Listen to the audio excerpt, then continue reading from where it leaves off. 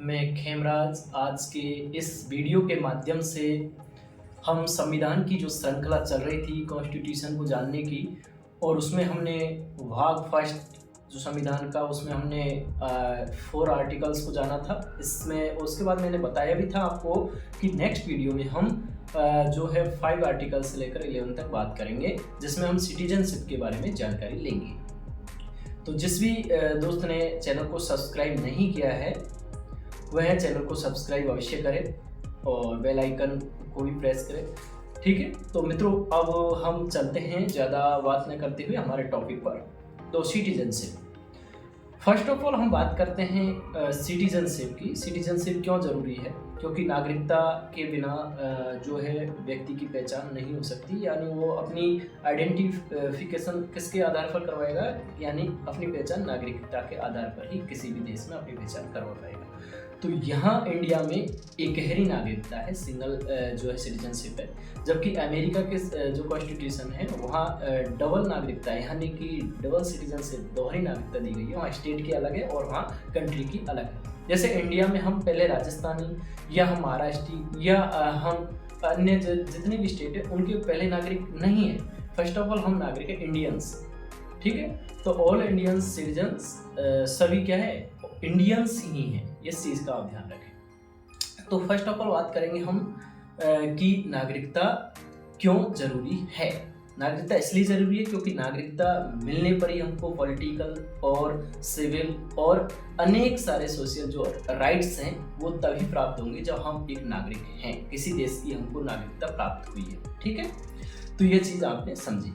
इसके अलावा हम बात करें कि हम फंडामेंटल राइट्स की जब बात करते हैं उसमें भी हम सिटीजनशिप को पढ़ते हैं, क्योंकि इंडियंस नागरिकों को ही सभी राइट्स जो है प्रोवाइड होते हैं, जबकि जो विदेशी नागरिक होते हैं उनको आर्टिकल 15, 16, 19, 29 और 30 ये आर्टिकल्स, उनको जो राइट्स हैं इनमें आर्टिकल्स में वो फंडामेंटल राइट्स प्राप्त नहीं होते हैं, उन पर लागू नहीं होते हैं, जबकि इंडियंस पर ही ये लागू होते हैं और उनको ये राइट्स प्रोवाइड होते हैं।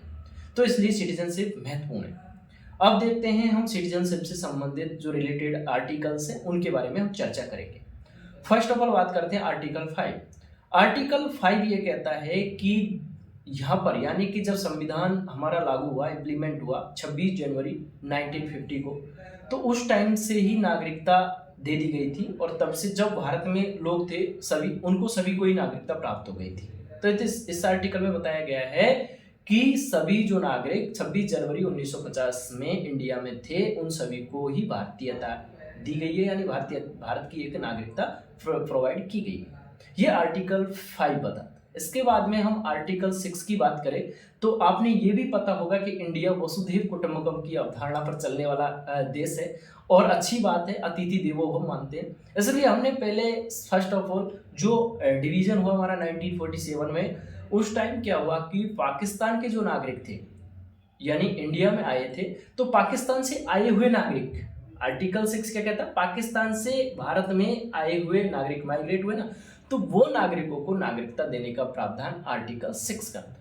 इसके अलावा बात करें आर्टिकल 7 में, तो जो भारत से डिवीजन हुआ इंडिया का, उस टाइम भारत से जो पाकिस्तान में गए थे, भारत से कहाँ गए थे, पाकिस्तान में गए थे, माइग्रेट हुए थे और फिर दोबारा इंडिया में आए, तो उनको नागरिकता देने का प्रावधान किसमें किया गया, आर्टिकल 7। आर्टिकल 7 के बाद में बात करें तो आर्टिकल 8 आता है। आर्टिकल 8 में क्या कहा गया है, आर्टिकल 8 यह बताता है कि दोनों आधार पर हमने भारत से पाकिस्तान और पाकिस्तान से जो भारत आए हैं उस आधार पर तो बता दिया, लेकिन हमारे यहाँ पर यह भी कहा गया है आर्टिकल 8 में कि भारत से बाहर, यानी कि फॉरेन कंट्री में, यानी कि भारत से बाहर जो निवास कर रहे हैं इंडियंस, आपको पता है कि जो है एम्प्लॉयमेंट के लिए अनेक लोग कहाँ जाते हैं, अमेरिका जा रहे हैं, रसिया जा रहे हैं, जर्मनी, इटली, जापान, यानी अन्य अनोदर जो कंट्री हैं उनमें चले जाते हैं और वहाँ पर रोजगार करते हैं कुछ, तो उन लोगों की भी नागरिकता समाप्त नहीं हो जाएगी, उनको भी जो भारत से बाहर है उनको भी नागरिकता प्राप्त हो, क्योंकि उनके बच्चों का जो है जन्म वहाँ होगा, यानी जैसे अमेरिका में गए हैं, जापान में गए, लेकिन उनको वहाँ गए हैं तो, लेकिन वहाँ की नागरिकता तो उनको प्रोवाइड नहीं होगी, क्योंकि अलग अलग कंट्री की अलग अलग जो है रूल रेगुलेशन है सिटीजनशिप देने के, तो उनको उस आधार पर सिटीजनशिप नहीं दी जाएगी, उसका अलग अलग जो है रूल रेगुलेशन होता है अलग अलग कंट्री का, ठीक है। तो उनको भी नागरिकता दी जाएगी। आर्टिकल 8 ये बताता है कि भारत से बाहर जो रह रहे हैं और जो इंडियंस हैं या उनके दादा परदादा या उनके माता पिता में से कोई इंडियंस है तो उनको नागरिकता दी जाएगी, आर्टिकल 8। इसके अलावा आर्टिकल 9 क्या कहता है? आर्टिकल 9 हमने 3 आर्टिकल पढ़े हैं, इनको एक बार रिपीट करते हैं, इसके बाद आर्टिकल 9 की बात करेंगे। आर्टिकल 5 में हमने बात की कि 26 जनवरी 1950 के बाद में जितने भी नागरिक इंडिया में थे उनको सिटीजनशिप दी गई। इसके बाद में आर्टिकल 6 की बात की हमने। आर्टिकल 6 ये कहता है कि पाकिस्तान से भारत आए हुए नागरिक, और आर्टिकल 7 ये कहता है कि भारत से पाकिस्तान गए हुए नागरिक और दोबारा इंडिया में आए। और आर्टिकल 8 ये कहता है कि भारत से बाहर के नागरिक, भारत से बाहर जो नागरिक गए हुए हैं उनको नागरिकता दी जाएगी। यहां तक हमने समझा था, ठीक है। इसके बाद में आर्टिकल हम 9 की बात कर ही ली हमने, 8 तक कर लिए, 9 की बात करेंगे। विदेशी नागरिक। विदेशी नागरिक का मतलब होता है जो भारत में विदेश से नागरिक कोई आता है इंडिया में तो उसको नागरिकता किस आधार पर दी जाएगी? तो उसको जो नागरिकता दी जाएगी, सिटीजनशिप दी जाएगी, वो उसके कुछ रूल्स रेगुलेशन है, ठीक है। तो भारत से बाहर के लोग जो आए हैं इंडिया में, यानी भारत से बाहर के लिए तो हमने आर्टिकल 8 पढ़ा। 9 में ये कहा गया कि विदेशी जो नागरिक है उनको भी नागरिकता देने का कुछ प्रावधान है, वो आर्टिकल 9 के आधार पर हम देते हैं। जैसे अमेरिका की बात की हमने, डबल नागरिकता या दोहरी नागरिकता है, ऐसा प्रावधान हमारे इंडिया में नहीं है। हमारे इंडिया में सिंगल नागरिकता ही, सिंगल सिटीजनशिप ही दी जाती है। इसके अलावा आर्टिकल 10। अब आर्टिकल 10 सबसे इंपॉर्टेंट है, क्यों? क्योंकि सिटीजनशिप दे तो रहे हैं सभी को ही, लेकिन यह नहीं है कि उनको छीन लेंगे। किसी भी व्यक्ति की नागरिकता छीन नहीं सकता कोई भी। अगर ऐसा हो जाए, सपोज दैट अभी बीजेपी गवर्नमेंट पावर में है, शक्ति में, यानी कि उन शासन कर रही है और मेजोरिटी के साथ शासन कर रही है, तो अगर वो चाहे, मान लो ऐसा हो जाए, आर्टिकल 10 आपको प्रोटेक्ट करता है। देखो बताता हूँ मैं कि अगर वो चाहे तो कि भाई कांग्रेस के जितने भी एमपीज हैं उनकी नागरिकता समाप्त कर दो, फिर क्या है, चुनाव कराने का दिक्कत ही, झंझट ही मिटेगा। लेकिन नहीं, ऐसा नहीं कर सकते।